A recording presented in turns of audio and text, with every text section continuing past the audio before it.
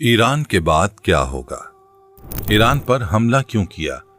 वो हकीकत जो सब छुपा रहे थे, क्या ये सिर्फ एक आम जंग है या ये एक ऐसे दौर की शुरुआत जिसके बारे में हमें पहले ही खबरदार किया गया था?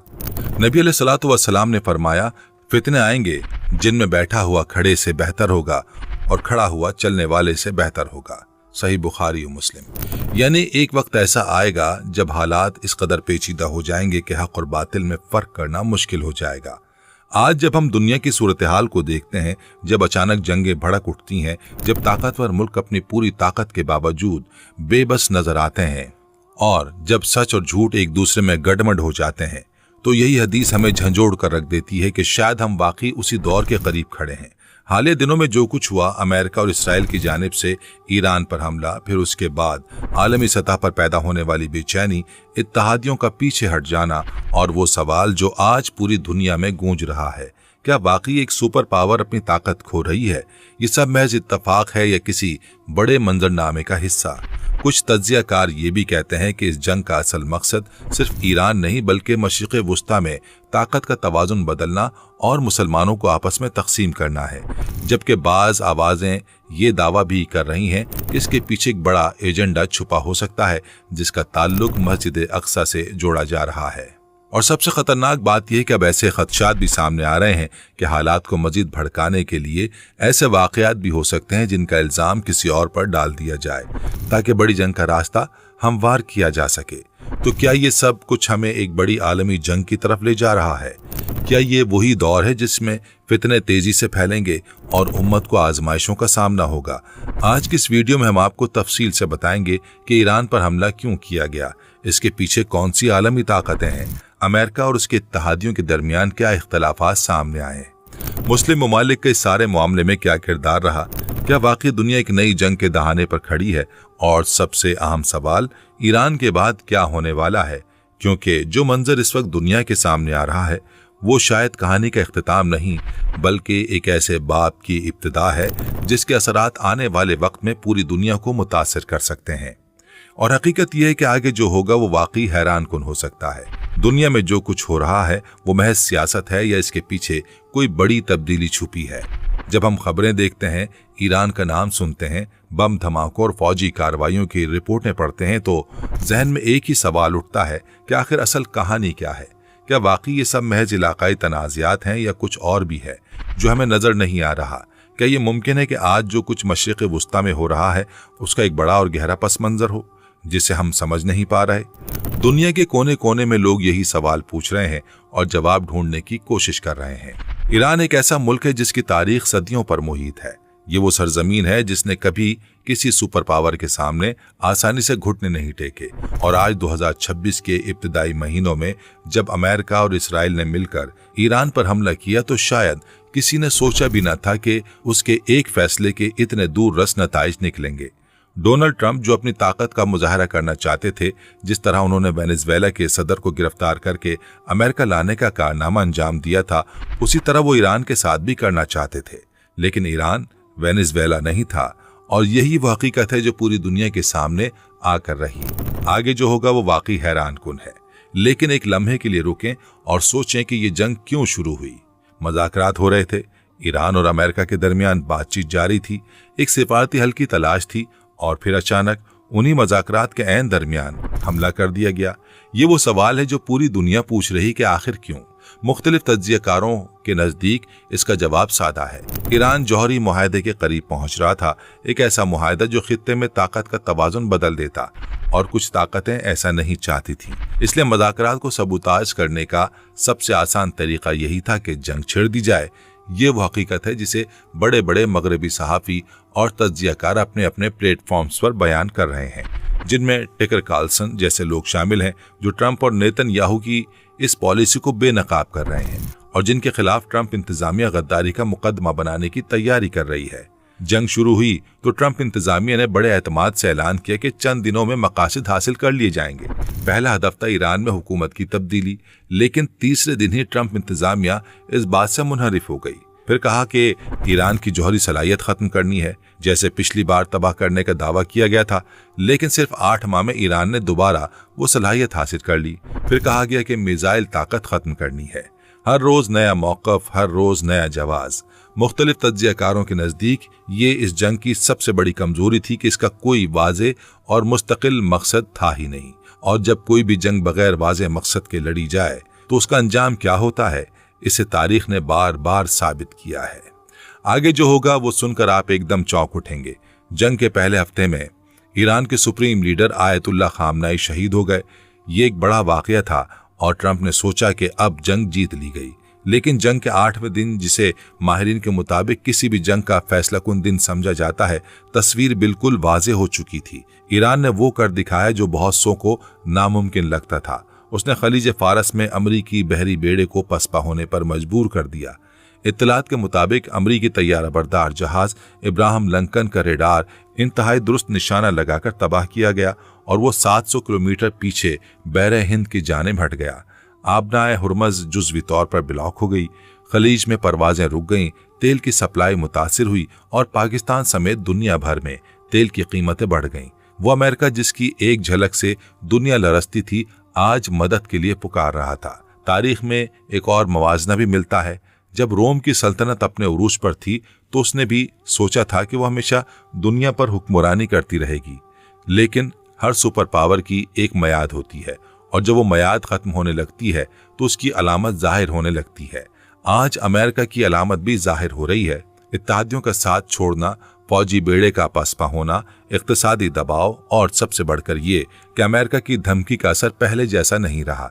जब आप धमकी दें और कोई ना माने तो आपकी ताकत का भरम टूट जाता है और जब भरम टूटता है तो फिर असल ताकत सामने आती है और असल ताकत इतनी बड़ी नहीं होती जितनी नजर आती है। आगे जो होगा वो वाकई हैरान कुन है। वो बात जो बहुत कम लोग समझ पा रहे हैं वो ये कि ये जंग सिर्फ ईरान और अमेरिका के दरमियान नहीं थी। इस जंग में कुछ मुसलमान ममालिक भी शामिल थे, चाहे बिलावास्ता ही सही। पिछले 2 माह से खलीजी ममालिक के फौजी अड्डों पर अमरीकी फौजी तैयारी हो रही थी। बहरीन का 5th फ्लीट हेडक्वार्टर, कतर का अल अदीद बेस, सऊदी अरब का प्रिंस सुल्तान बेस, इन सब से अमरीकी और इसराइली जहाज़ों को ईंधन मिल रहा था। और कुवैत में 3 अमरीकी जंगी तैयारों का तबाह होना इस बात का वाज़ेह सबूत था कि वहां से फ़ाल परवाजें हो रही थीं। जब तेहरान के एक स्कूल पर मिसाइल गिरा और सैकड़ों मासूम बच्चियां शहीद हुईं तो वो मिसाइल अमेरिका से नहीं आया था बल्कि उन्हीं खलीजी ममालिक के अड्डों से आया था जिनकी सरजमीन पर अमेरिका ने अपने जंगी अड्डे कायम कर रखे हैं। यही वो लम्हा है जब हमें नबी करीम सल्लल्लाहु अलैहि वसल्लम की वो हदीस मुबारक याद आती है जो सही बुखारी और सही मुस्लिम दोनों में मौजूद है। आप अलैहिस्सलातु वस्सलाम ने फरमाया कि मुसलमानों की मिसाल एक जिस्म जैसी है। जब उसका एक उज़ू तकलीफ में हो तो सारा जिस्म बेखाबी और बुखार में मुब्तला हो जाता है। आज जब मुसलमान बच्चियां स्कूल में शहीद हो रही हैं, जब एक मुसलमान मुल्क पर बमबारी हो रही है और कुछ मुसलमान मुल्क इस बमबारी में बिलावास्ता शरीक हैं, तो क्या हम वाकई वो जिस्म हैं जिसका जिक्र नबी अलैहिस्सलातु वस्सलाम ने फरमाया था? क्या हम उस जिस्म के वो आज़ा बन गए हैं जो खुद ही अपने दूसरे आज़ा को तकलीफ दे रहे हैं? लेकिन असल बात अभी बाकी है। मुख्तलिफ तज्जियाकारों ने एक इंतहाई अहम नुक्ते की जानिब तवज्जो दिलाई है। कुछ ऐसे वाक़यात रूनुमा हुए जिनमें सऊदी अरामको पर हमला हुआ, लेकिन ईरान ने इसकी तरदीद की। अज़रबैजान पर हमला हुआ, ईरान ने फिर तरदीद की। बरतानवी वज़ारत ख़ारजा ने बाकायदा बयान दिया कि एक ड्रोन जिसने कब्रस में बरतानवी अड्डे पर हमला किया वो ईरान से नहीं आया था। और फिर एक F-35 तैयारा इसराइल से उड़ा, सऊदी फ़ज़ाई हुदूद में से गुजरा और ईरान के करीब इराक़ी हुदूद के अंदर रहकर मिसाइल फायर किए। सबसे अहम बात यह कि इस इरादे का ट्रांसपेंडर गलती से चालू रहा और सिविलियन रेडारों ने इसे ट्रैक कर लिया। यही था वो वाक़या जिसकी बाबत सऊदी अरब के साबिक इंटेलिजेंस चीफ तुर्की अल फैसल ने मुतादिद मीडिया चैनल्स पर खुलकर कहा कि इसराइल की पूरी कोशिश है कि वो सऊदियों को इस जंग में घसीटे, लेकिन सऊदी अरब ने दानिशमंदी का मुजाहरा किया और इस चाल में नहीं फंसा। आगे जो होगा वो सुनकर आप एकदम चौंक उठेंगे। इस पूरी सूरत हाल में एक इंतहाई अहम किरदार पाकिस्तान का था। अमेरिका और उसके इत्तेहादी खलीजी ममालिक का ख्याल था कि अगर ईरान ने सऊदी अरब पर जवाबी हमला किया तो पाकिस्तान, जिसका सऊदी अरब के साथ दिफाई मुआहदा है और जिसकी ईरान के साथ 900 किलोमीटर तवील सरहद है, उसे इस जंग में खींचा जा सकता है। लेकिन पाकिस्तान ने तुर्की और कुछ दीगर ममालिक के साथ मिलकर सऊदी अरब और ईरान के दरमियान एक राब्ते का रास्ता खुला रखा और हर दबाव के बावजूद ईरान के खिलाफ जंग में शामिल होने से इनकार कर दिया। यही वजह है कि ईरान के वजीर खारजा अब्बास इराक़ची ने बाकायदा तौर पर पाकिस्तानी अवाम का शुक्रिया अदा किया। अब जरा सोचें कि यूरोप इस जंग का हिस्सा नहीं बना। बरतानिया, जिसने अफगानिस्तान और इराक की जंगों में अमेरिका का साथ दिया, इस बार बाकायदा प्रेस कॉन्फ्रेंस करके कहा कि हम इस जंग में शरीक नहीं होंगे। जर्मनी, इटली, फ्रांस सब ने कहा कि ये जंग हमारी नहीं है। हत्ता कि ट्रंप ने नेटो को धमकी देने के बावजूद यूरोपीय ममालिक ने अपना मौकफ नहीं बदला। फाइनेंशियल टाइम्स ने लिखा कि ट्रंप के इत्तेहादियों ने इस जंग में शामिल होने से इनकार कर दिया, लेकिन अलमिया ये है कि जहां यूरोप ने इनकार किया, वहां कुछ मुसलमान ममालिक ने बिलावास्ता तौर पर इस जंग में हिस्सा लिया और अपनी सरजमीन अमेरिका को देते रहे। उन्हें मिला कुछ भी नहीं, लेकिन बदनामी जरूर मिली और अपने ही मुसलमान भाइयों की नजरों में वो गिर गए। आगे जो होगा वो वाकई हैरान कुन है। इस जंग को मजहबी रंग देने की भी भरपूर कोशिश की गई। ट्रंप ने अपने ऑफिस में मजहबी रहनुमाओं और पादरियों की मीटिंग बुलाई और उन्होंने इस जंग के लिए दुआएं की। नेतन्याहू ने कहा कि ये वही जंग है जिसका जिक्र बाइबल में है और इसराइल को ग्रेटर इसराइल बनाना है। अमरीकी वजीर दिफा पीट हेग्सेथ ने बिल्कुल खुल्लम खुल्ला कहा कि ये मजहबी जंग है और अमेरिका का क्रूसेड है। अब सवाल ये उठता है कि मजहबी रंग अचानक क्यों आया? मुख्तलिफ तज्जियाकारों के मुताबिक मजहब को हमेशा हुक्मरानों ने अवाम को मुतहर्रिक करने के लिए इस्तेमाल किया। जैसा कि कुरान मजीद में हजरत इब्राहीम अलैहिस्सलाम के वाक़े में बताया कि बादशाह और हुक्मरान बुतों को सिर्फ इसलिए पूजते थे कि लोगों को जोड़े रखें। वो खुद जानते थे कि ये बुत बेहकीकत हैं। आज भी यही खेल हो रहा है। मजहब का एक ऐसा विजन तैयार किया जा रहा है ताकि लोगों के जज्बात को इस्तेमाल किया जा सके और उन्हें जंग के लिए तैयार किया जा सके। थर्ड टेम्पल यानी तीसरी इबादतगाह का तस्वुर ये कोई नई बात नहीं, लेकिन अब इसे इतने खुलेआम ज़ेरे बहस लाया जा रहा है जितना पहले कभी नहीं हुआ। ट्रंप ने अपने पहले दौर में यरूशलेम को इसराइल का दारुल हुकूमत करार दिया था। अब उसके लिए मजीद कदम उठाए जा रहे हैं। सवाल ये कि अगर तीसरी इबादतगाह बनानी है तो मस्जिद अक्सा का क्या होगा? यही वो नुक्ता है जो पूरी कहानी को समझने की चाबी है। इस जंग को सिर्फ जंग समझना गलती होगी। ये एक बड़े स्ट्रेटेजिक मंसूबे का हिस्सा है जिसमें मुसलमानों को आपस में लड़ाना, खित्ते को गैर मुस्तहकम करना और बिलाखिर मस्जिद अक्सा को खतरे में डालना शामिल है। और यहाँ हमें नबी अलैहिस्सलातु वस्सलाम की वो हदीस मुबारका याद आती है जो मस्जिद अक्सा की फजीलत और अहमियत के बारे में है। सही बुखारी में रिवायत है कि नबी अलैहिस्सलातु वस्सलाम ने फरमाया कि सफ़र सिर्फ 3 मसाजिद की जानिब किया जाए, मस्जिदुल हराम, मस्जिद नबवी और मस्जिद अक्सा। तो ये वो मकाम है जिसे अल्लाह ताला ने कुरान मजीद में बाबरकत करार दिया है और जहाँ से नबी अलैहिस्सलातु वस्सलाम ने मेराज का सफ़र फरमाया। आज जब इस मुक़द्दस मकाम को ख़तरा लाहक है, जब इसके इर्द गिर्द एक बड़ी ताकत अपने मंसूबे तैयार कर रही है, तो क्या हम बतौर उम्मत मुस्लिमा अपनी जिम्मेदारियाँ निभा रहे हैं या हम आपस की लड़ाइयों में इतने मशगूल हैं कि असल खतरे की तरफ तवज्जो ही नहीं जा रही? आगे जो होगा वो सुनकर आप एकदम से चौंक उठेंगे। इस जंग में अमरीकी फौजी हिकमत अमली की नाकामी का एक अहम पहलू ये है कि अमेरिका ने अपने एयर डिफेंस सिस्टम जो सऊदी अरब, जनूबी कोरिया, ताइवान और जापान में नस्ब किए थे, उन्हें वहां से हटाकर इसराइल में लगा दिया गया और फिर भी इसराइल पर मिसाइल गिरते रहे। बहरीन में अमरीकी फौजी अड्डे का एयर डिफेंस सिस्टम मुकम्मल तौर पर ख़त्म हो गया। सऊदी अरब, कतर सब ने कहा कि अमेरिका ने हमें सिक्योरिटी गारंटी के बदले अड्डे दिए थे, लेकिन उसने अपना सारा दिफाई निज़ाम यहाँ से उठाकर इसराइल की हिफाजत के लिए लगा दिया। ये खलीजी ममालिक की अमेरिका से नाराज़गी की असल वजह बनी और खलीज ताउन कौंसिल के सेक्रेटेरिएट से बाकायदा बयान जारी हुआ कि अमेरिका अपनी सरमायाकारी पर नज़रसानी कर रहे हैं। अगर सऊदी अरब, दुबई, कुवैत, कतर, बहरीन इन सब ने अपना पैसा अमेरिका से निकाल लिया तो किसी भी फौजी शिकस्त से बड़ा धचका होगा अमेरिका के लिए। अमेरिका की साख और उसका रोब दोनों खत्म हो जाएंगे। ईरान की हिकमत अमली को समझना जरूरी है। ईरान के पास जदीद तरीन फ़ज़ाई क़ुव्वत नहीं, जदीद तरीन हथियार नहीं, लेकिन इसके बावजूद वो 8 दिन से ज़्यादा अरसे तक जंग लड़ता रहा, जिसे फ़ौजी माहिरीन उसकी कामयाबी करार देते हैं। ईरान के हाइपरसोनिक मिसाइलों का वार्निंग टाइम इसराइल में 1 मिनट से भी कम हो गया, यानी इसराइल के पास बचने का वक्त ही नहीं रहा। अमेरिका के लाखों डॉलर के पैट्रियट मिसाइल सैकड़ों डॉलर के ईरानी ड्रोन्स को रोकने में नाकाम हो रहे थे। चीनी दिफाई तज्जियाकार ये कह रहे हैं कि अमेरिका की जंगी हिकमत अमली पुरानी हो चुकी है और जदीद जंग के तकाज़ों से हम आहंग नहीं रही। तल अबीब से लोगों का इनखला तेहरान से कहीं ज्यादा था, और ये अपने आप में इस बात की गवाही है कि असल खौफ कहाँ था। आगे जो होगा वो वाकई हैरान कुन है। बरतानिया की शेफील्ड यूनिवर्सिटी के प्रोफेसर हैंक डी बर्ग ने 2024 में एक किताब लिखी थी जिसका नाम था Trump and Hitler, a comparative study of lying. उन्होंने 2 साल पहले ही दुनिया को खबरदार किया था कि ट्रंप और हिटलर में बेशुमार मुश्तरक खुसूसियात हैं।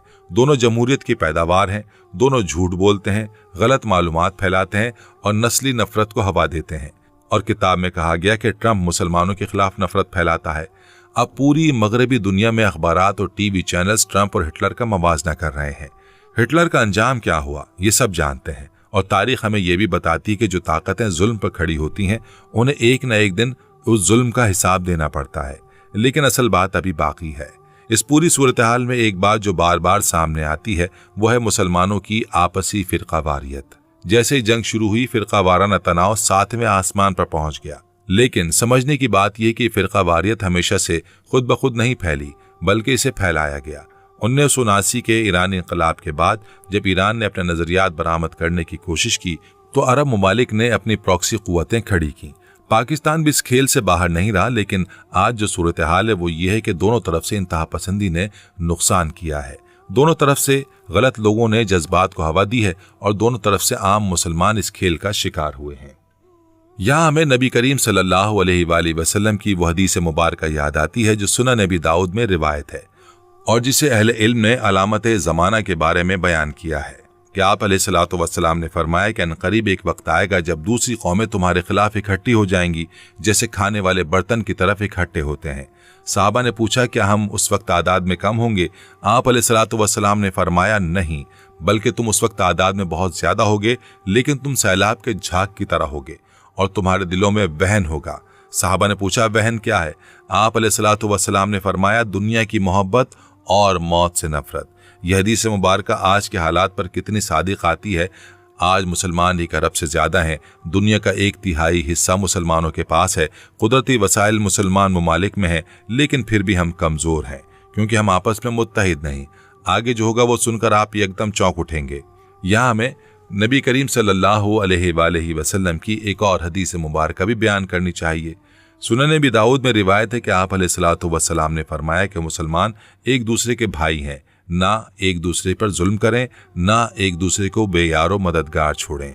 आज जब हम मुसलमान ममालिक को देखते हैं तो महसूस होता है कि हमने नबी अलैहिस्सलातु वस्सलाम की इस तालीम को नज़रअंदाज कर दिया है। हम न सिर्फ एक दूसरे से ताल्लुक तोड़ बैठे हैं बल्कि एक दूसरे के खिलाफ बैरूनी ताकतों का आलाकार भी बन रहे हैं। नबी अलैहिस्सलातु वस्सलाम ने यह भी फरमाया कि मुसलमान को मुसलमान के साथ रहना चाहिए, जैसे कि इमारत में ईंटें एक दूसरे को थामे रहती हैं। आप अलैहिस्सलातु वस्सलाम ने अपनी उंगलियां आपस में पेवस्त करके दिखाई। यही थी उम्मत की तारीफ, यही था उम्मत का तसव्वुर। लेकिन आज वो उंगलियां आपस में मिलने के बजाय एक दूसरे को जख्मी कर रही हैं।